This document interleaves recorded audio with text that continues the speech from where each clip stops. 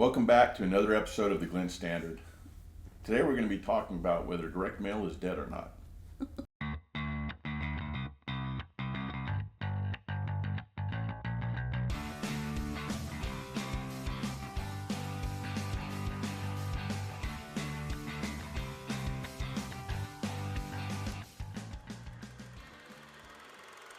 Okay, Hey. so let's talk What's about some up? direct mail.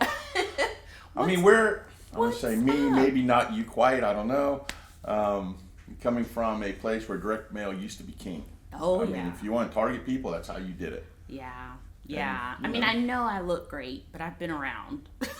I mean, at least 20, 25 years or so. Yeah, Is that about right? I remember when we used direct mail for everything. It was a part of every campaign. I mean, it was just a staple.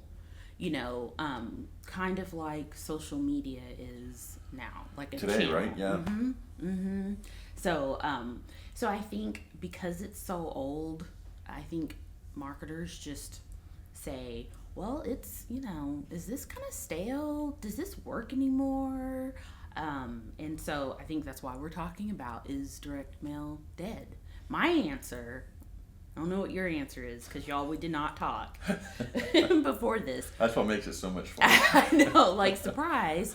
My answer is it's not dead at all. I don't think it's dead either. I think it took a pause. Yeah. I mean, I think it went to the That's hospital. very good. People were worried about it. Did There was a it go full to- recovery. Did it go to the hospital? Maybe. I think at one point it was That's a maybe, good analogy. 2015, 2016, so, that era. When people were Yeah. like, yeah, we're done. We're moving on. We got this digital It age coming failed upon a little us. bit. Yeah, I think that's a good analogy. Yeah. No wonder you're in advertising and branding. Moments of brilliance. That's all I've got. Yeah, I would agree with you. But I think it was slow to evolve with changes that we're seeing in marketing and advertising, and then maybe that's why it needed a little resuscitation. Yeah, maybe so. You know. It's also an interesting medium because the process really hasn't changed ever for it. Like, the process was nailed, right? This is what it does. This is who it goes to. This is how you get a list and you mail it. All those good things. And I think that is part of the challenge with it when people did slow away from it was, we have all these new things, new Yeah. processes. We got to move forward. Yeah. And you forget about some of that older stuff sometimes. Yeah, probably so. The other thing that I was gonna say too about direct mail is, and I lost my thought. Probably because you have me up here at I know, I'm 5 just a.m. drilling you doing now. this podcast. No, it's not. Well, 5 here, a.m., I can get you everybody. back on point probably. So give me a couple what you believe perceptions are out there Oh. today about direct mail. Well, I do remember what I was going to Okay. say. That I think with the right audience, direct mail can be very effective. I think it works better for a particular audience than perhaps another. So it's all about, marketing is has evolved to where we're segmenting people and audiences. I think you have to do that for direct mail. I'll never forget at the credit union, we used a lot of direct mail for our heavy depositors, which are generally people who are older, Yeah.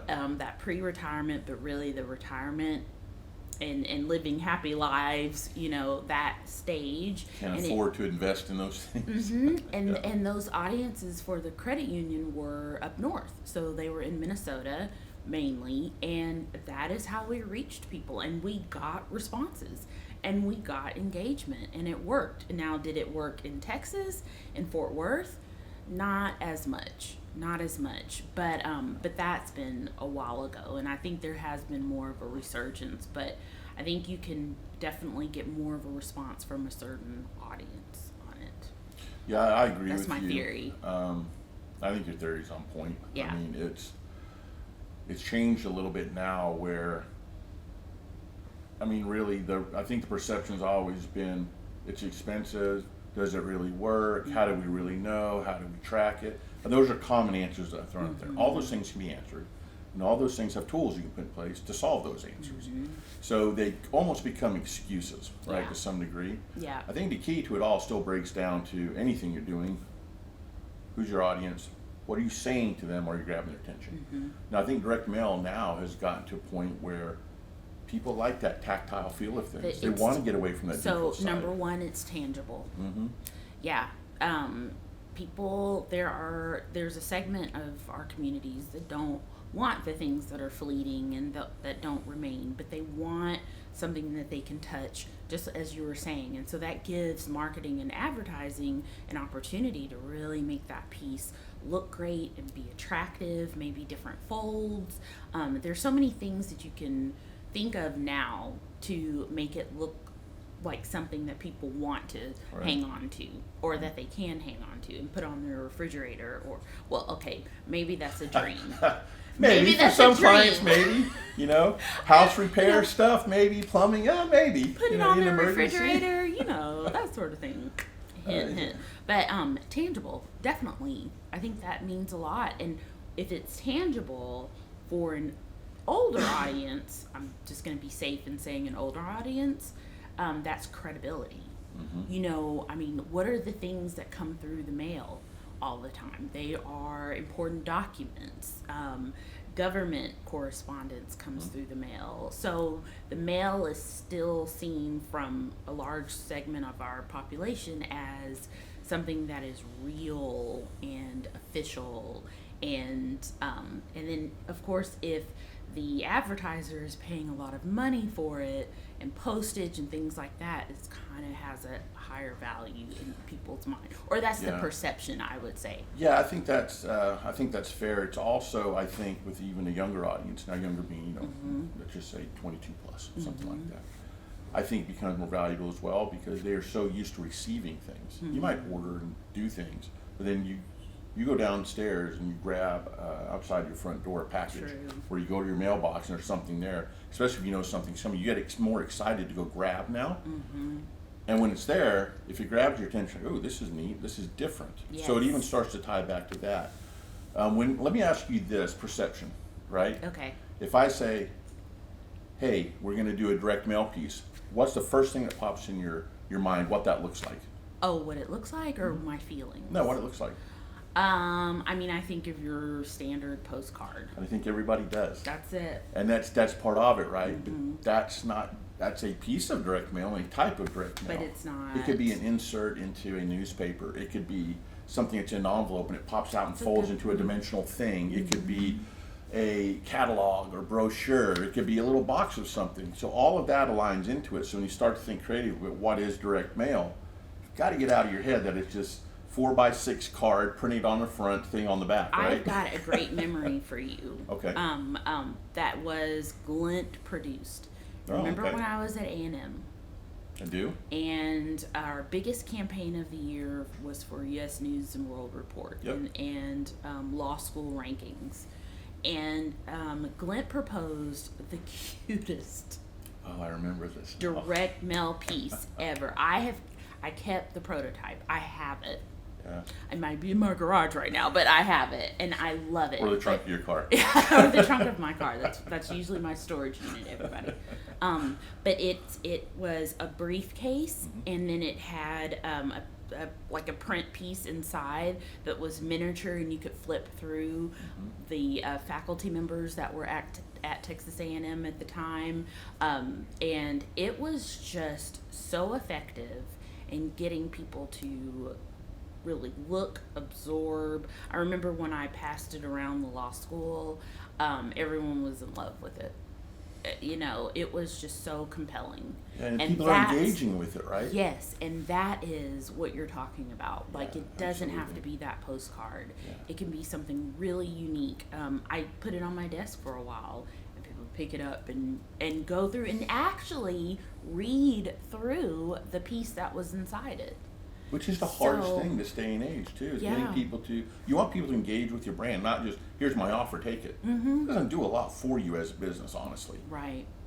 Okay, I know this company now. Ooh, this is a good offer. Let me try them. Well, I remember them. What are they talking about? Am I engaging with it? Yeah, and that's where that creativity really comes into play. And, of course, that one's more expensive than your 4x6 card, but a 4x6 card can be effective, too. And the point of going down this path, too, is I don't think it's dead. And I think, like you said earlier, to the right audience, targeted the right way, it could be absolutely amazing and have great returns. I think the returns are probably what they used to be. You know, you're looking at maybe a 2 to 3% return. Yeah.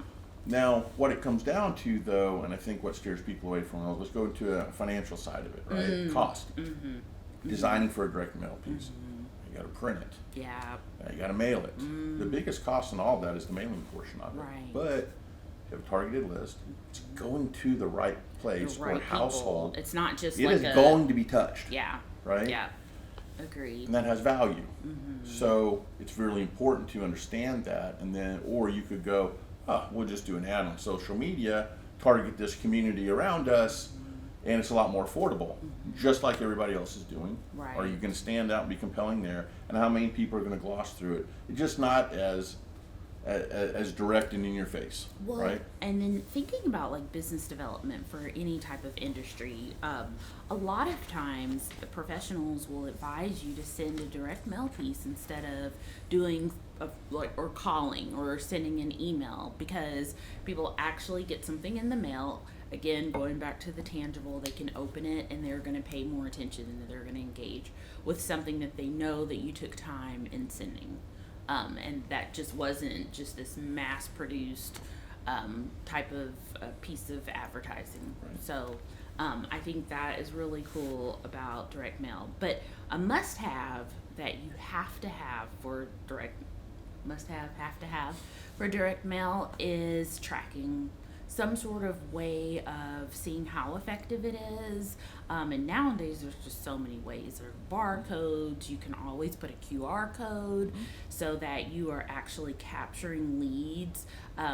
Here at Glint, we always advise our clients to use some sort of lead strategy, or to have a lead strategy and have a CRM where they can capture the leads but also nurture them on the back end. So it's not just a one-time thing. So that one piece of advertising through direct mail where the postage might be, but you get more mileage out of that piece instead of just that one-time hit. That's a really big thing that's changed over the years. Yes. You didn't used to have that technology. That's true. I remember. And now you do. So now that one piece, although it might have a higher cost point than what you're considering, it drives, if you drive it, and you've still got custom phone numbers you could put in. There, you can still go the old way of tracking, but if you tie it into your digital process and not make it its own thing, well, now it can be retouched. People have opted in for information. You can follow up. If they don't close, fine, I'll follow up with you in a couple months. And you can automate all that now. All of it. So many things you can do. Yeah, and it will just run for you. And I can't tell you how many times we talk about on these podcasts integrating.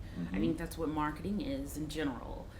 It is integrating things. It's not pieces working in a silo or channels working in a silo anymore. I mean, you want the maximum impact, and the way you get that is maximum amount of channels, or or the appropriate ones working together. Yeah, the other thing I don't think people really consider is its intellectual property value. And what I mean by that is by driving it to a CRM, like you mentioned, now you're starting to build a database. That database is the biggest value to any business. That's so true. And you now have real people that are in there, not purchased people that you're hoping are correct, have wrong emails or dummy emails, to keep the junk out of their normal email box. It starts to really build that for you. That is massive value that you can utilize later, either to target again through direct mail. You can also find out lookalike audiences where others like them. So next time I'm going to target here. But you can now email, right? Yeah. You can do a direct phone call if you wanted to. You've got all these other options that are coming in. Yeah. So over time, now you've got this valuable database. And that's something other, you don't, when you think about doing a marketing piece, we're going to do direct mail, great. It's going to go to a house, someone's going to say, I want it. I don't want it. Purchase, done. Yeah. And it's really, you can't think about it that way. Because if that's how you're thinking about it, direct mail is probably not a great tool for that. Any one-off exercise, I'm going to run an ad one time in the local publication, business publication. It's not going to do a lot for you. But Craig, you got to stick with it. I think so many people do that. Absolutely, I agree with you. And that's why they should partner with people who are in this every day and that definitely know the mileage, But I think so many people think that way, and they check it off their list, and then you go on to the next thing. So I think it's our personal mission. We're working hard at it. We're working hard. I think it's our personal mission to know that you can get more bang for your buck. It is. We recently did a podcast on budgeting as well, right? So the tactic could be really good for you. The cost, you might go, I don't know, maybe we should do this, that, and the other. Budget for it. Then you can let that side go. Yeah. Like, okay, what's our maximum return and value looking at it quarterly, yearly? Okay, this is a great marketing mix, and it's not only achieved this for us with maybe a sales increase or a product that got pushed out or more brand awareness. It's built this other thing for us too. Now we can leverage that too. Yep. So now the cost per piece doesn't matter anymore. True. Right? The cost per acquisition is what we're talking about. Yes. And that's what you should be looking at. Versus the cost per piece. Absolutely. So that is working smarter, not harder. Absolutely. Yeah. So maybe you just do it. I mean, it's not like you have to do it every 2 weeks or every month. You can do it quarterly. Yeah. Depending on what it is. Maybe it's twice Right. Maybe it's the offer is really great and compelling, so you do it twice a year. So people know this isn't going to come around very often, so I better jump on it. It's a tactic. It's a strategy that's been thought through. Yeah. Maybe we should do it every month because we want to increase sales by this percentage, and we believe out of the 100 we send out or 10,000 we send out, this percentage will react to it and we'll be able to close. Yeah. And you got 2 or 3% closing. Okay, great, that's worth it. Just keep doing it until you saturate that market. Now you apply it to another market. There's so many different ways to think about it. I think that's the important thing about direct mail and why it still has value and probably always will be. But a lot of people don't do it anymore. So when you do get it, it does have more value than it used to. You still got to stand out when all this stuff's shuffled onto the table. Does it feel like a gritty, sandy piece of, paper? Right. You touch it, like, oh, what's that? I mean, what are those things that are going to draw attention to it? Now, this company's really invested in themselves. I actually just saw an ad for them on social media or whatever. Yeah. I'm going to check them out. It's those little extra touch points that really start to move the needle a little bit. So then it comes together perfectly. Yeah. It's not dead. So our opinion is direct mail is not dead. but you have to know how to do it right. You have to have a good targeted. I was about to say email list, but a good targeted mailing list. That's where you're going to get the best bang for your buck using direct mail. Got a good question for you then. Okay. Okay, so we can create our own mailing direct mail piece, and we've already determined that can be whatever we want it to be. A box, a flat thing, or whatever, right? Or maybe, I've got my opinion on this. Wait, can it I'm go scared. on to a mailer that has other companies, like you've seen those coupon mailers, like a joint mailer? Yeah. And some are more advanced than others, right? Do you jump on that because it saves some money, right? Do you take those printed inserts and you throw them into another tool like a newspaper? What are your thoughts on? Let's just talk about those 3 distribution paths. Okay, and you're asking me which one. Just overall, what do you think about those 3 paths? I guess it would depend on certain things. Okay. It would depend on if the partner pieces aligned with what you're trying to achieve and the audience that you're trying to achieve. And then also, does it align with nurturing later down the road? Will I be able to do something with it later? So then I first kind of go to your own piece, right? Because you can do so many things with it, and you're not beholden to other standards or whatnot. To me, those are limitations. And as we just talked about how we can expand on one piece versus just seeing it as a siloed action and making it into several, and then that makes it more cost effective. Probably where I'll go. Oh my gosh, did I answer that? You did answer or did I it, back actually. it? Did I back it up? They all have value. It's how we're going to leave it. Yes. The preference would be the most controlled, do it myself, right? Manage that piece of it, great. If budgets become a little tight, and depending on what you do and the type of business you have, the others could have value as well. Yeah. So it's about it's all the things we always I'm talk selfish. about. Who's the audience, right? Yes. What does it cost? Everything What's our ROI on it? It's kind of like Jonathan says it here a lot. If I want to yell to him, but if everything aligns perfectly, if it's the perfect scenario, sure, your partner, sure. If it clicks off or checks off all of the boxes in terms of what you want to achieve for your brand, cool. And if it saves you a little money and you're not in the state where you can really invest a lot, I would rather do that than do nothing.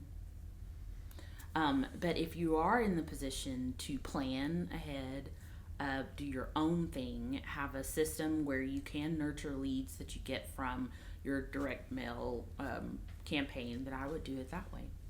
Yeah. The only thing I'll add to that is if you can commit to doing direct mail or whatever that is, do it 3 or 4 times. Don't just do it once and expect a lot. You might get return, but consistency is the key to all of it. Back to budgeting and planning and working through that. So yeah. Anything else you would like to add about direct mail? I don't know. I love talking about this stuff. Yeah. I don't know, but I guess our recommendation is to try it and do it, and don't just try it once. Absolutely. But do it, make sure that everything is in line to make it effective. And that might mean consulting with a partner or doing your research, looking up blogs and things like that, so that you know what components are needed for really great impact in your direct mail campaign. So, yeah. Well said. Well, we'll end it there. Thank you. Well, thanks for joining us for this episode of the Glint Standard. You can send us a message if you have questions about this or any other topic at agency@theglintstandard.com. We're also on all the podcast channels. You can see the vidcast on YouTube if you like to see what we look like when we talk. Have a great day, and we're looking forward to seeing you next time. Please give us a thumbs up below if you like this episode, and feel free to leave us any questions or comments you may have. To check out our past episodes, do so here. Subscribe to our channel below.